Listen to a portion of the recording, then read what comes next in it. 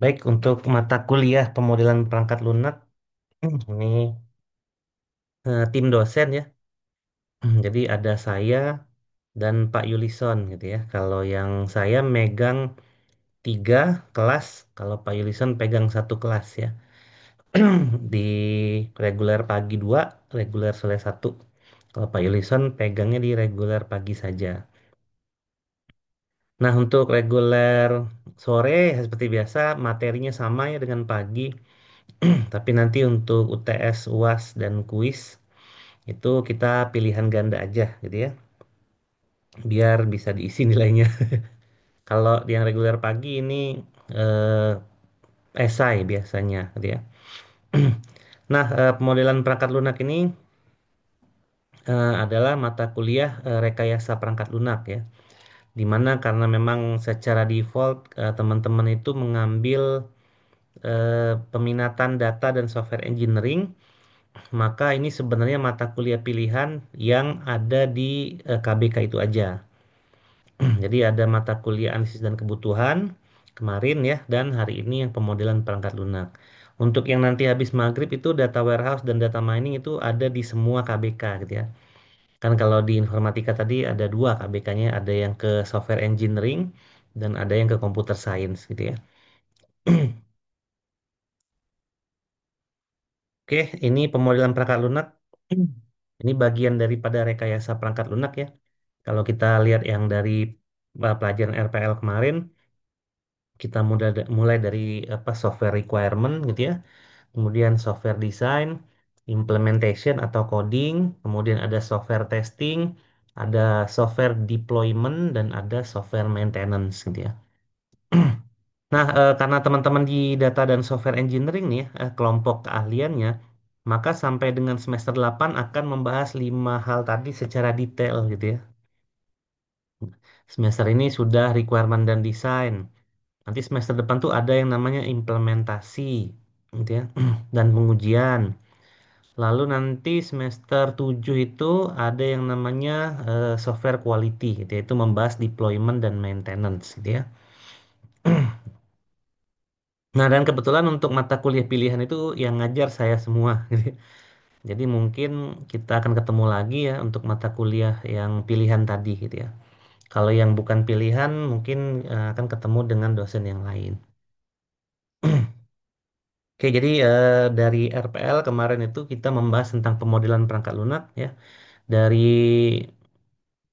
24 pertemuan, di mana 18 antaranya itu adalah materi ya, di samping ada kuis dan praktek. Pemodelan perangkat lunak ini hanya kita bahas 1 pertemuan aja waktu itu ya, sebelum UTS. Nah, sekarang kita akan bahas selama 1 semester, gitu ya. Di mana akan ada sekitar 11 materi sampai dengan 12, sisanya kuis dan tugas gitu ya, yang akan kita pelajari gitu ya. Oke, di sini seperti biasa, setiap mata kuliah ya ada tujuannya.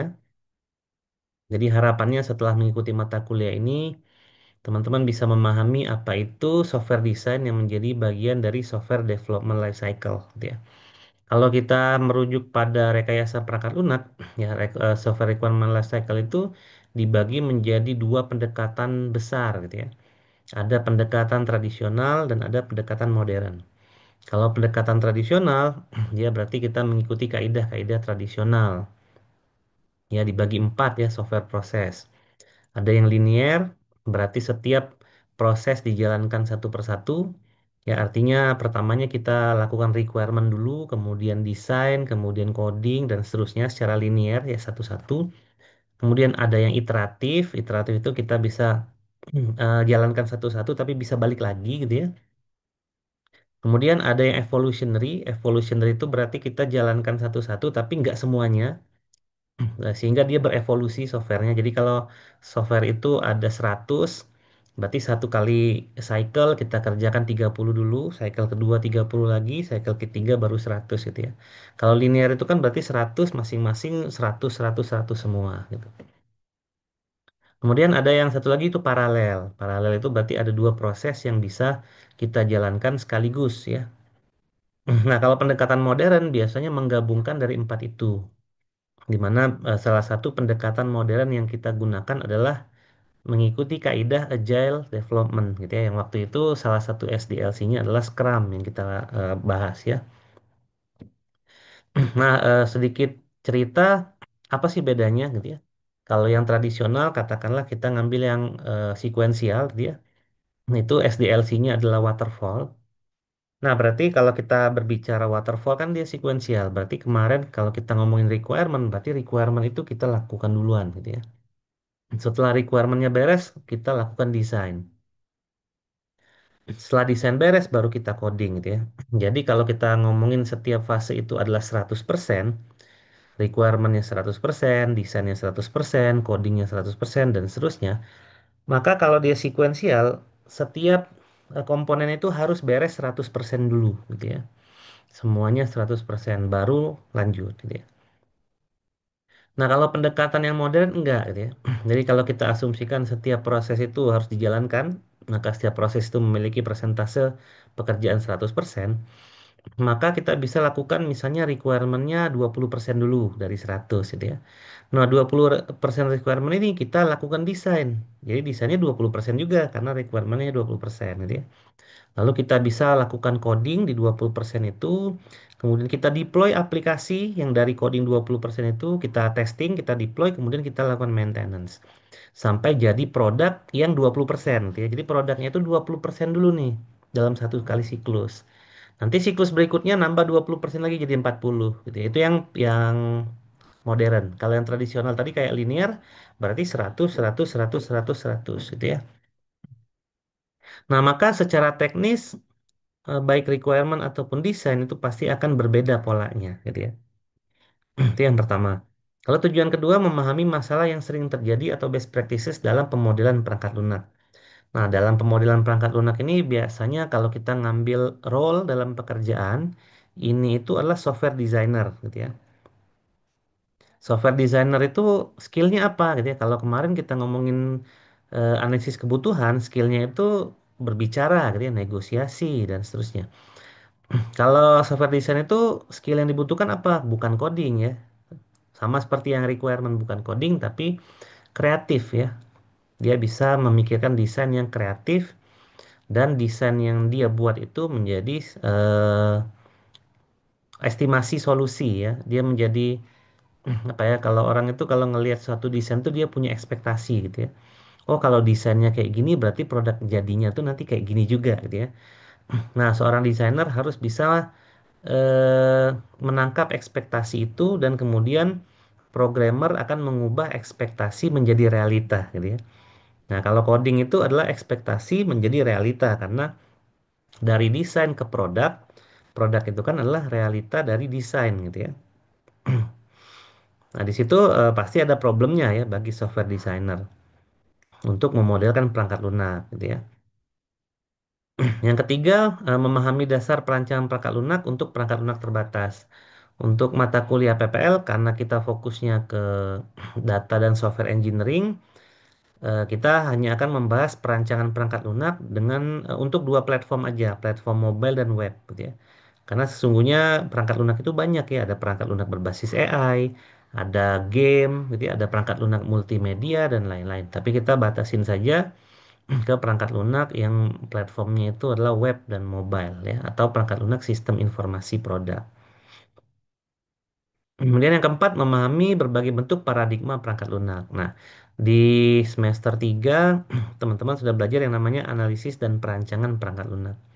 Di situ ada praktikumnya, gitu ya. Jadi praktikumnya waktu itu kita melakukan requirement, lalu membuat desain menggunakan paradigma berorientasi objek, gitu ya, menggunakan Unified Modeling Language. Ada kelas diagram, use case, sequence diagram, dan seterusnya. Nah, kalau mata kuliah ini tidak ada praktikumnya, gitu ya. Tapi apakah ada bentuk paradigma yang lain selain berorientasi objek? Ada. Ada yang namanya berorientasi fungsi dan berorientasi structure atau struktur.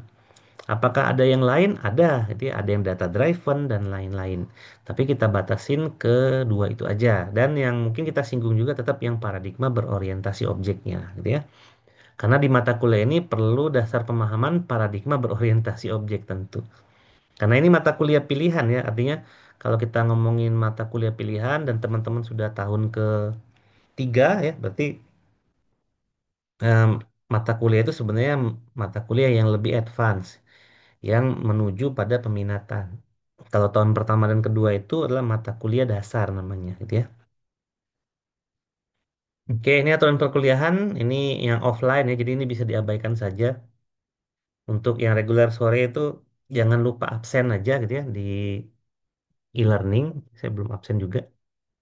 Kemudian jangan lupa juga untuk mengerjakan tugas kuis atau UTS UASnya gitu ya, karena itu adalah salah satu komponen yang perlu di apa dilengkapi ya secara administrasi. Karena itu diperlukan saat prodi akan akreditasi sebenarnya ya. Jadi kalau misalnya ada mahasiswa keluar nilainya A tapi dia nggak pernah ikut UTS gitu ya, nggak pernah ikut kuis, tiba-tiba A, itu susah nanti pertanggungjawabannya gitu ya. Minimal kita administrasinya beres gitu ya. Nah, kemudian aturan yang lain ya mungkin karena kita online ya, berarti biasa bisa live langsung seperti ini atau menggunakan video yang nanti akan diupload di e-learning gitu ya. Karena e-learning untuk mata kuliah ini juga udah sesuai, jadi bisa absen ya, aman jadi ya. Nah, sisanya sama aja gitu ya. Jadi ini untuk yang offline kita nggak perlu terpaku pada ini. Bagi yang online misalnya kayak gini, yang live ya, dan ada yang tidak hadir nggak masalah ya. Nanti ada rekamannya ya, dan biasanya kalau yang reguler sore karena memang setiap pertemuan itu direkam gitu ya, atau memang menggunakan rekaman, jadi secara absensi dianggap hadir semua gitu ya. Dari ini untuk mata kuliah saya aja ya, yang pengampunya saya aja. Nah, untuk nilai sekali lagi tetap kita tidak bisa menurunkan standar nilai gitu ya.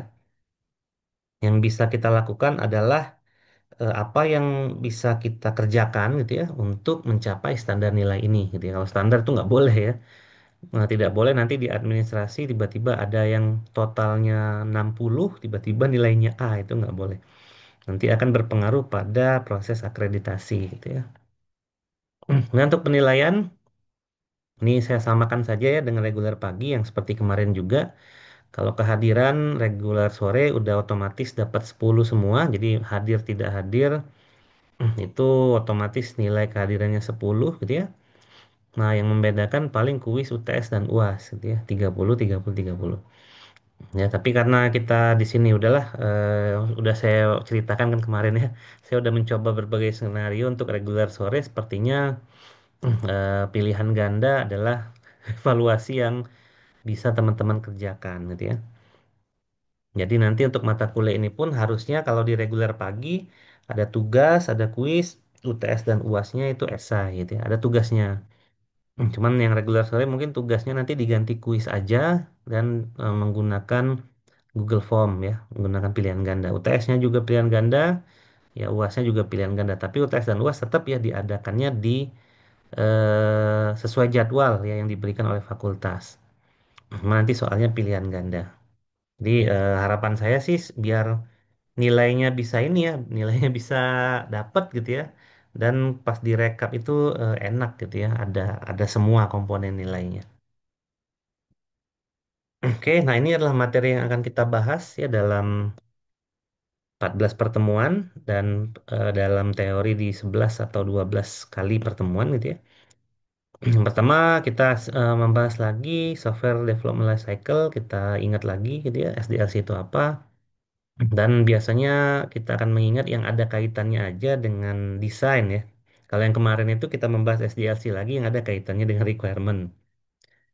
Lalu karena mata kuliah ini tidak ada praktikumnya, maka kita banyak membahas tentang filosofi, definisi, dan prinsip gitu ya, tentang pemodelan perangkat lunak.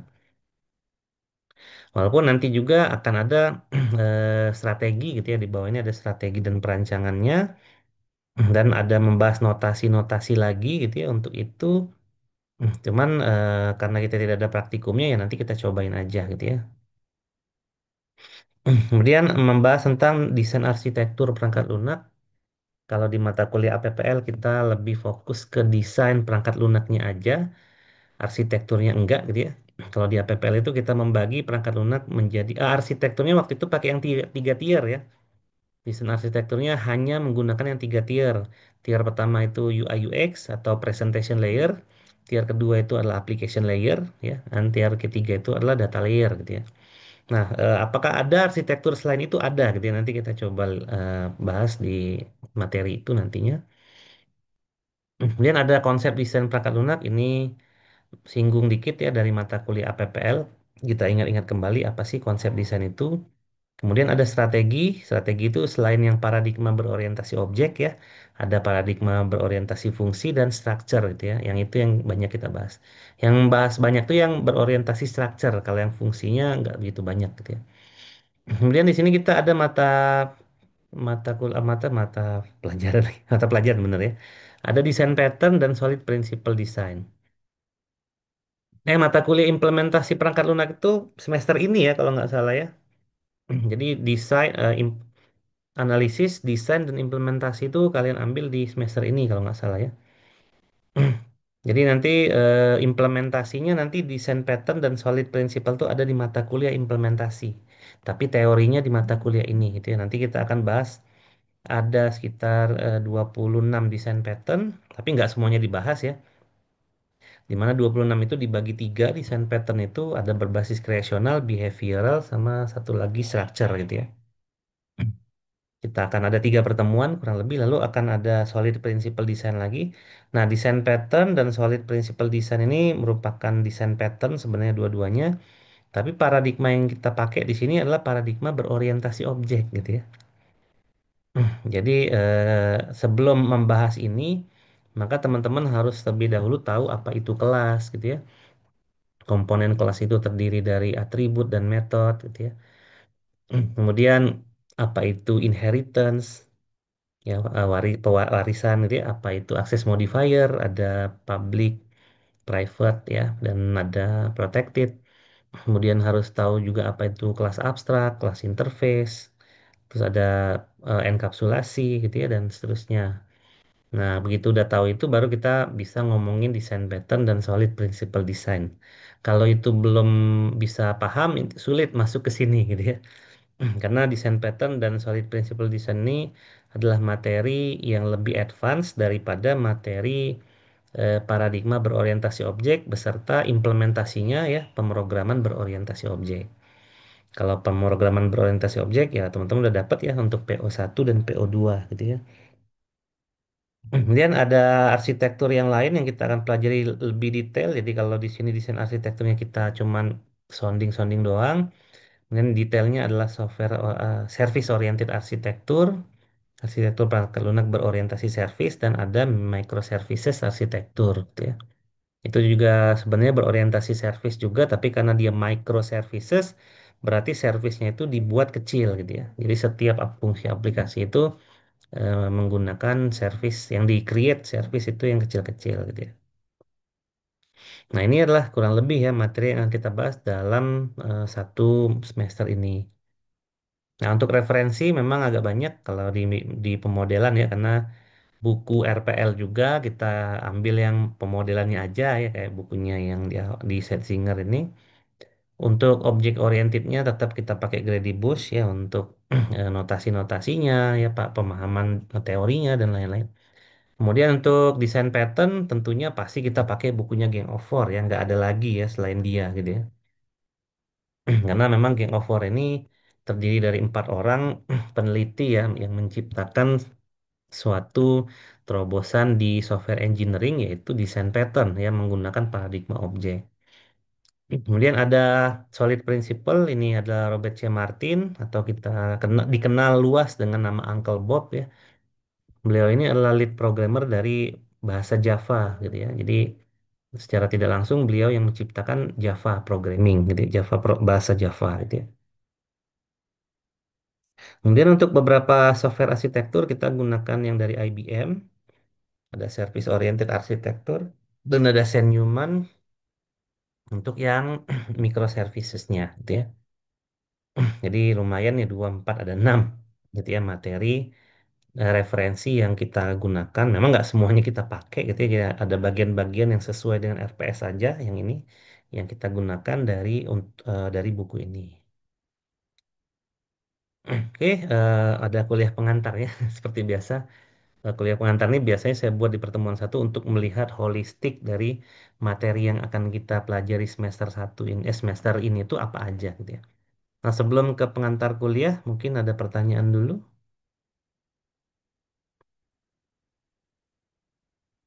Enggak, aman? Enggak ya, Aman, Pak. aman ya. Ya masih mirip-mirip yang kemarin lah gitu ya untuk aturan-aturan. Tapi semester ini harapan saya nilai apa kuis dan UTS UASnya tolong dilengkapin ya. Kalau nggak dilengkapin bakalan sulit Coba. administrasinya ya. Oke, ya, jadi kita masuk ke pengantar kuliah dulu. Jadi yang akan kita bahas itu apa gitu ya. Tentunya yang akan kita bahas itu adalah software design gitu ya. Nah, software design itu apa? Software design itu apapun yang kita lakukan untuk memodelkan software system. Ya, jadi memodelkan software system berarti semua yang berkait dengan software. Kalau kita ngomongin sistem, sistem itu kan secara definisi itu artinya adalah komponen beberapa komponen ya atau banyak komponen di mana komponen tersebut bekerja sama untuk satu tujuan yang sama, itu adalah sistem, gitu ya. Nah, kalau kita ngomongin software system berarti ada sekumpulan software gitu ya yang mana bekerja sama untuk tujuan yang sama.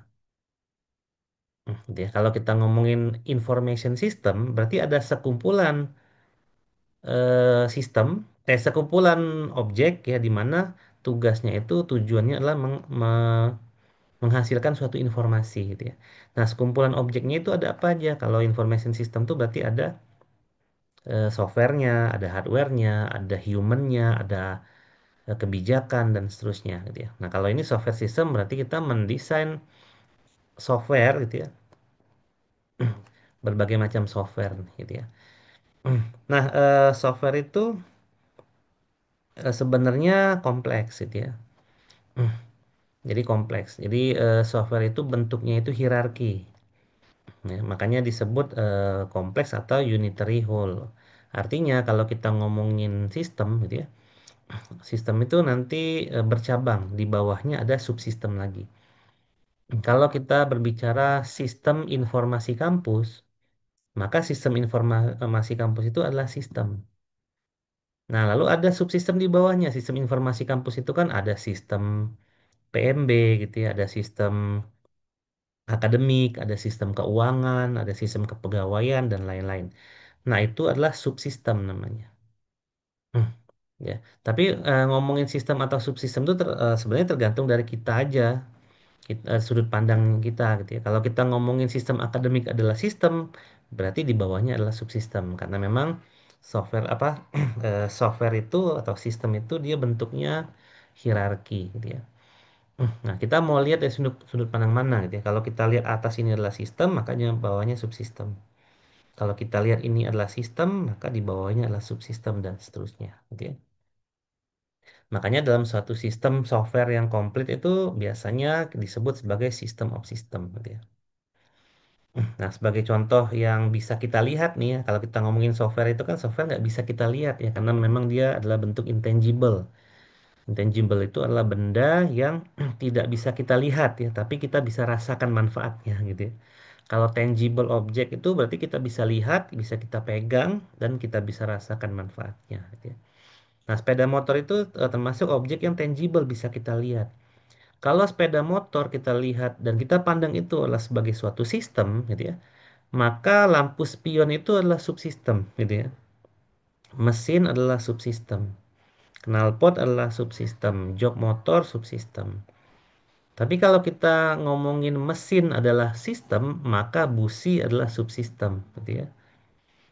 Rantai subsistem, ya. Terus braking system itu adalah subsistem berarti ya. Nah, itu gimana cara kita menempatkan sudut pandang sebenarnya ya dalam organisasi hierarki dari sistem ini, ya. Nah, sistem yang mana kita desain? Semuanya, gitu ya. Karena kan software design itu kan modeling software system, gitu ya. Berarti yang kita modelkan adalah subsistemnya, sistemnya, ya sampai beres, gitu ya. Tergantung kita mau membatasi sistem itu dari scope yang mana, gitu ya. Nah, lalu sistem itu memiliki state, gitu ya. State itu adalah suatu momen dalam waktu tertentu, ada state yang bisa diubah, gitu ya. Contohnya, misalnya saya bikin aplikasi untuk fingerprint scanner untuk absen.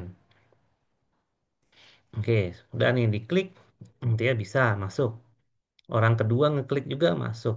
Nah, maka itu adalah state. Berarti ada perubahan state satu orang tadi yang tadinya absensinya belum berhasil menjadi berhasil dan tercatat, gitu. Jadi dia berubah itu state-nya.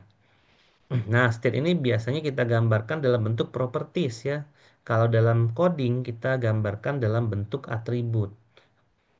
Ya, dan kalau misalnya kita ngomongin data, berarti kita simpan itu di tabel gitu ya. Kalau data yang kita pakai itu adalah DBMS ya, yang relasional gitu ya. Nah, state ini ada yang dikatakan stateless dan ada yang dikatakan stateful. Stateless itu berarti setiap orang itu state-nya masing-masing. Misalnya kayak absensi tadi. Saya ngabsen, orang lain ngabsen. Kita memiliki state yang berbeda-beda. Tapi ada yang dinamakan dengan stateful. Misalnya game online gitu ya. Itu stateful gitu ya. Di mana setiap orang yang main game online, misalnya Mobile Legends tuh ya 5 lawan 5. Maka state setiap orang itu harus berhubung. Ya, misalnya saya pakai karakter A, orang lain pakai karakter B. Kalau karakter saya kena serang dan health-nya tinggal 10%, maka state saya juga akan mempengaruhi state yang B tadi gitu ya. Dengan di B juga berarti state saya health-nya tinggal 10% gitu ya. Nah, itu namanya stateful. Jadi ada desain stateless, ada desain stateful. Kemudian ada yang namanya environment.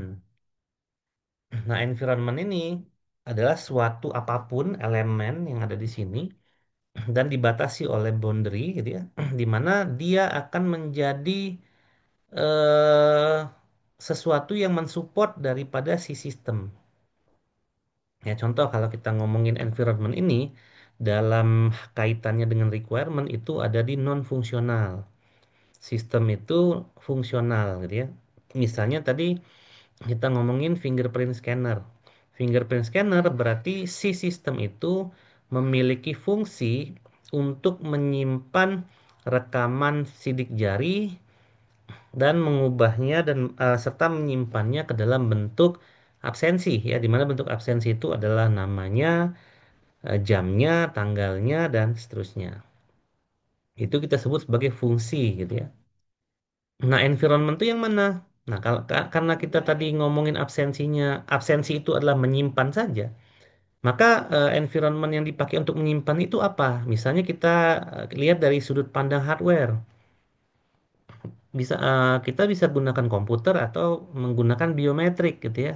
Menggunakan fingerprint scanner dan lain-lain. Nah, itu adalah environmentnya tuh. Nah, kalau kita membuat environment fingerprint scanner, maka kita harus pikirkan juga tuh skenarionya.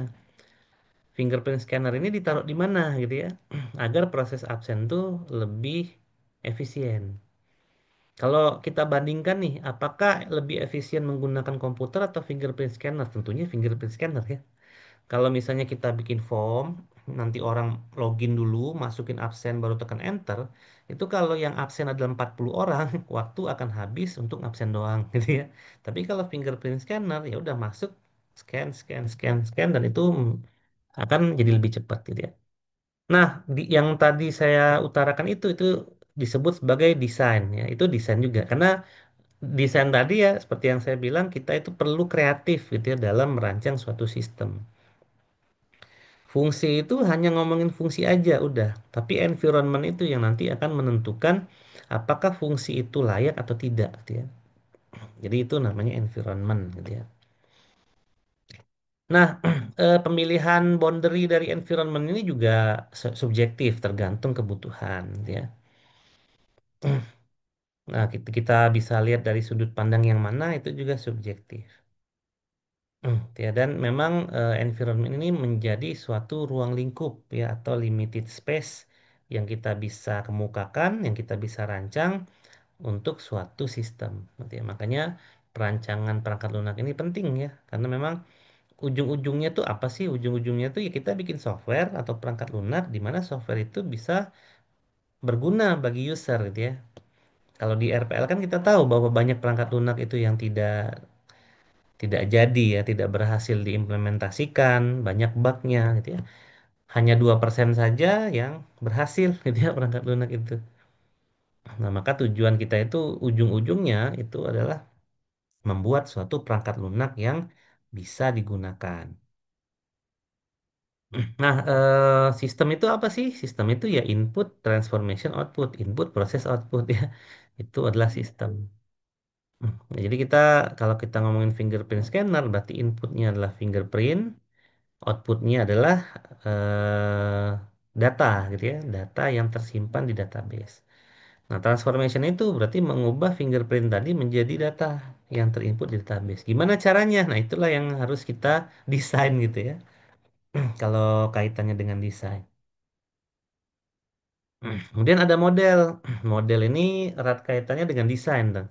Desain apapun umum gitu ya. Biasanya setiap orang yang ingin membuat suatu produk, dia pasti mendesain dulu atau kita bisa bilang dia memodelkan dulu apa yang nanti akan dibuat. Nah, model ini biasanya tidak sedetail produk aslinya gitu ya. Dia tidak sedetail itu. Makanya dibilang di sini bahwa model itu mendeskripsikan sesuatu yang detailnya di remove itu berarti dihilangkan ya dengan cara yang sistematik, dengan cara yang benar gitu ya untuk tujuan yang khusus. Kalau saya mau bikin handphone, berarti desainnya adalah desain handphone nih gitu ya. Tapi apakah desain dan implementasi itu bisa sama persis? Itu enggak pasti gitu ya. Tapi jangan terlalu jauh ya, karena desain itu memunculkan ekspektasi tadi gitu ya. Orang itu berekspektasi, oh kalau handphonenya itu kayak gini, misalnya warnanya hitam, posisi kameranya di kanan atas, dia di dalam desainnya disebutkan informasi bahwa kameranya itu 100 megapiksel misalnya. Nah, orang itu udah punya ekspektasi tuh dari desain. Maka sebisa mungkin kita membuat produk itu sesuai dengan ekspektasi orang tadi gitu ya, atau user kita.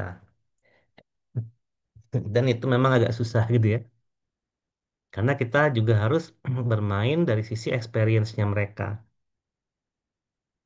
Ya, experience orang kan beda-beda ya. Misalnya handphone, ya kalau makainya anak muda, beda experience-nya. Kalau yang pakai orang tua, experience-nya juga beda. Padahal yang dipakai handphone yang sama, gitu ya. Dan model itu adalah bentuk simplifikasi dari reality yang memang kita gunakan untuk memahami apa yang kita buat, gitu ya. Kita tuh mau buat apa sih, gitu ya. Nah, kita rancang dulu tuh yang mau kita buat. Baru nanti setelah kita rancang, kita serahkan ke programmer untuk mengubah desain menjadi produk, gitu ya. Jadi kalau desain itu kan sebenarnya mengubah apa ya, mimpi menjadi kenyataan gitu ya. Mimpinya didesain, kenyataannya itu di coding, diimplementasi gitu ya. Hmm. Nah, model ini sangat bagus ya. Ini tools yang sangat penting kalau misalnya kita ngomongin aplikasi yang kompleks. Ya, kalau kita ngomongin aplikasi yang kompleks, kalau nggak kita desain, habis kita gitu ya. Tapi yang kita kita harus sadari adalah mendesain software ya. Walaupun dibilang itu tidak harus detail dan seterusnya, mau nggak mau tetap kita rancang dan kita detailkan gitu ya. Kita ngomongin fingerprint scanner aja gitu ya. Harus diletakkan di mana gitu ya. Misalnya diletakkannya di pintu. Kemudian kalau ternyata fingerprintnya nggak kebaca terus harus ngapain? Kan kita harus pikirin juga gitu ya. Jadi kita akan mendesain apa yang sistem itu akan kerjakan dan apa yang sistem itu tidak bisa handle gitu ya. Nah, tujuannya apa? Agar nanti programmer itu dia bisa tahu, oh sistemnya itu begini dan yang tidak boleh itu begitu ya. Jadi harus didesain dua-duanya. Bisa nggak kita melakukan fingerprint scanner di luar dari tempat? Misalnya kan absen itu kan harus di kelas, berarti fingerprint scannernya itu harusnya nggak bisa gitu ya. Kalau ada yang 3 kali nyoba scan ternyata nggak bisa, harus ngapain gitu ya? Nah, biasanya ada alternatif menggunakan PIN, password atau apapun itu. Kalau masih nggak bisa juga gimana? Oh, berarti melaporkan ke dosen misalnya nanti dosen yang mengabsenkan. Clear habis itu kan. Lalu kalau kelasnya belum mulai gimana? Ya nggak bisa ngabsen gitu ya. Kemudian kalau kelasnya ternyata melewati batas gimana? Kalau terlambat gimana? Nah kan banyak tuh gitu ya. Skenario desain yang harus kita lakukan gitu ya. Desain skenario ya. Desain skenario yang harus kita lakukan. Nah, kalau dalam beberapa buku ya, kalau kita ngomongin buku ya, contohnya pasti model itu ya dicontohkan kalau nggak jembatan, rumah gitu ya. Kalau kalau kalian baca bukunya software design ya pasti itu aja gitu ya. Nah, dan model itu memiliki semacam tujuan. Nah, kita lihat aja nih desain rumah kayak gini. Kenapa sih desain rumahnya landscape kayak gini? Karena tujuan kita ingin melihat ukuran kamar gitu ya, ukuran kamar, posisi pintu gitu ya, kemudian letak-letak ruangan dan seterusnya. Nah, desain yang lain ada nggak? Ada gitu ya, tergantung point of view-nya. Kalau yang kita desain itu adalah desain tiga dimensi rumah, berarti kita ingin melihat bentuk rumahnya. Kalau kayak gini kan kita nggak tahu nih bentuk rumahnya kayak gimana. Apakah modelnya segitiga gitu ya, atau dia ternyata modelnya apa American klasik, atau modelnya apa gitu itu nggak tahu gitu ya. Temanya apa nggak tahu gitu ya. Maka model itu akan menghasilkan informasi yang memang sesuai bagi penggunanya. Dan setiap model yang digambarkan itu nggak bisa mewakili semua informasi. Kalau mau cari informasi yang lain, berarti kita harus cari model yang lain itu, atau kita harus buat model yang lain. Jadi tidak ada yang namanya kita hanya bikin kayak gini doang. Maka tiba-tiba user itu ekspektasinya, oh kayaknya ini tuh, taruhlah di sini ditulis bahwa desain rumah adalah Mediterania misalnya. Coba kalau kalian lihat denah ini, kita tambahkan dengan keterangan desain rumah Mediterania, pasti kalian nggak kebayang juga kan bentuk rumahnya kayak gimana kan? Karena emang gambar denah ini bukan ditujukan untuk menjawab bentuk rumah gitu ya atau tema rumah, nggak bisa jawab. Tapi yang bisa dijawab adalah misalnya ruangannya apa aja. Nah, itu bisa dijawab tuh gitu ya. Luasnya seberapa aja. Ya letak kamar mandi di mana, living room di mana, garasi di mana. Nah, itu bisa dijawab di sini. Tapi kalau kita ngomongin material bisa dijawab nggak bisa juga. Dinding ini materialnya apa, tile ini pakai granit kah atau apa nggak bisa jawab gitu ya. Maka kita perlu desain lain untuk menjawab informasi yang lain gitu ya. Jadi tidak ada yang namanya satu desain menjawab semuanya nggak ada.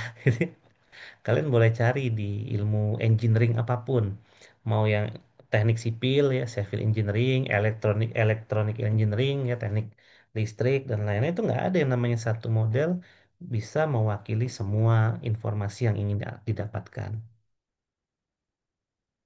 Nah, model itu sebenarnya untuk apa sih? Sebenarnya model itu adalah semacam bahasa, gitu ya. Bahasa yang dipakai untuk berkomunikasi. Tapi dia banyak nanti bentuknya, gitu ya. Bisa menggunakan teks, bisa menggunakan notasi seperti ini gitu ya, dan lain-lain.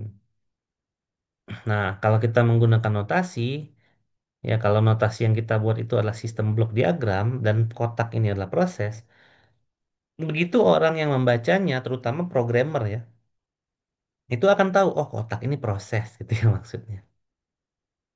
Gitu ya. Jadi memang model itu dibuat dengan menggunakan suatu bahasa, gitu ya, di mana dan bahasa itu harus dimengerti ya oleh yang membuat dan yang membacanya. Nah, model juga punya level abstraksi, gitu ya. Makin kecil abstraksinya, makin detail, gitu ya. Itu sama kayak kita ngelihat point of view dari rumah atau dari mobil deh. Mobil kita lihat mobil nih, mobilnya dari jauh. Kita tahu kan, oh itu mobil, gitu ya. Apakah kita tahu detail mobilnya? Nggak tahu kan? Yang kita bisa tahu tuh mobil secara umum. Oh ini sedan, oh ini Honda Civic. Ya misalnya, oh ini Honda Civic, warnanya hitam. Bannya punya, tapi sebatas bannya punya gitu, cuman punya doang gitu ya. Kalau kita dekatkan baru kita tahu, oh ternyata ban ini rimnya eh, ring 17 misalnya. Kemudian merek bannya ini Goodyear. terus dia punya velg, velgnya custom dan seterusnya. Itu kan berarti kita deketin dulu gitu ya. Nah, makin kita deketin mobilnya, berarti kan level abstraknya berkurang. Ya, maka kita bisa mendetailkan ya. Jadi tergantung abstrak ini sudut pandangnya. Itu sama seperti yang saya contohkan tadi. Kalau abstraksinya tinggi, berarti kita melihat mobil dari jauh. Makin kita dekati mobilnya, level abstraknya makin rendah. Dia tidak abstrak lagi, gitu, tapi dia sudah mendekati realita.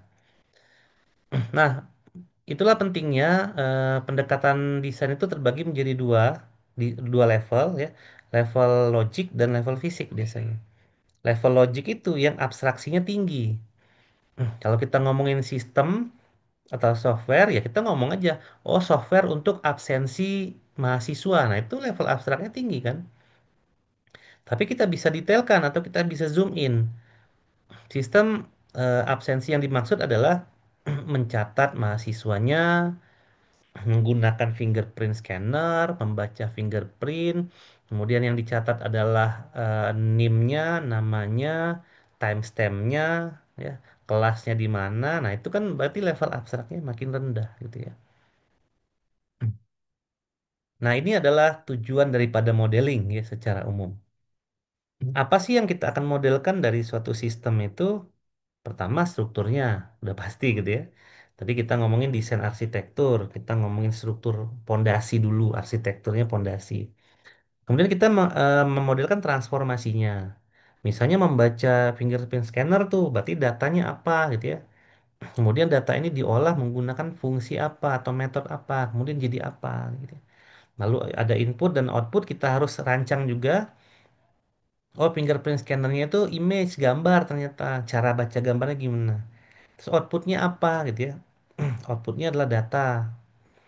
Data berbentuk array misalnya. Dan seterusnya. Kita gambarkan juga. Dan kemudian state-nya gitu ya. Yang tadi state. Nah, bagaimana cara memodelkan ini semua itu bisa menggunakan teks tadi ya. Menggunakan notasi atau grafik dan menggunakan persamaan matematik. Karena kalau nanti belajar data mining dengan saya lagi gitu ya, itu ada model yang outputnya adalah persamaan matematik ya, karena dia memang computer science ya. Nah, reason for modeling itu apa? Jadi ngapain sih kita memodelkan dan ngapain kita belajar bagaimana cara modelkan? Karena ada alasannya. Yang pertama untuk eksperimen. Kalau kita ngomongin eksperimen itu lebih low cost ya. Tadi misalnya saya mau bikin absensi mahasiswa. Enaknya pakai fingerprint scanner atau pakai laptop ya. Laptop itu ditaruh di depan kelas gitu ya. Kemudian orang masukin satu-satu. Nah, dengan hanya mendesain saja kita bisa tahu oh ternyata lebih efektif yang fingerprint scanner gitu ya. Sama kayak kita bangun rumah. Kalau rumah kita bangun dulu, baru kita mikir kayaknya ini salah deh posisinya. Berarti kita harus hancurin dulu kan rumahnya gitu ya.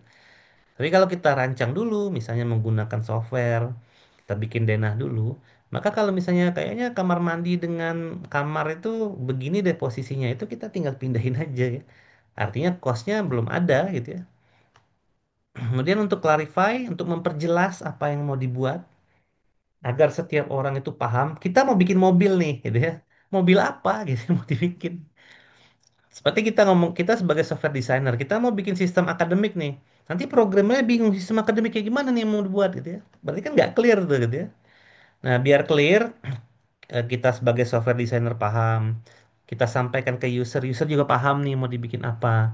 Kita kasih ke programmer, programmer juga tahu mau bikin apa. Nah, itu kita modeling dulu. Lalu to understand ya untuk sama-sama dapat memahami apa sebenarnya yang mau kita buat. Kemudian sebagai bahan analisis ya ini sesuai nggak layak atau tidak, keamanannya gimana. Nanti kita butuh hardware, hardwarenya harus kayak gimana kalau sistemnya begini terkait dengan environment. Lalu untuk evaluasi, evaluate. Evaluate ini untuk menjawab ekspektasi tadi. Kita bikin software sistem akademik nih, ini desainnya. Oh, berarti ekspektasi user itu, oh kayak gini nih softwarenya nanti. Nanti pas jadi, user kan bisa bilang, oh iya, software ini sesuai dengan desain yang kemarin. Nah, untuk evaluasi gitu ya. Ya, jadi seperti itu.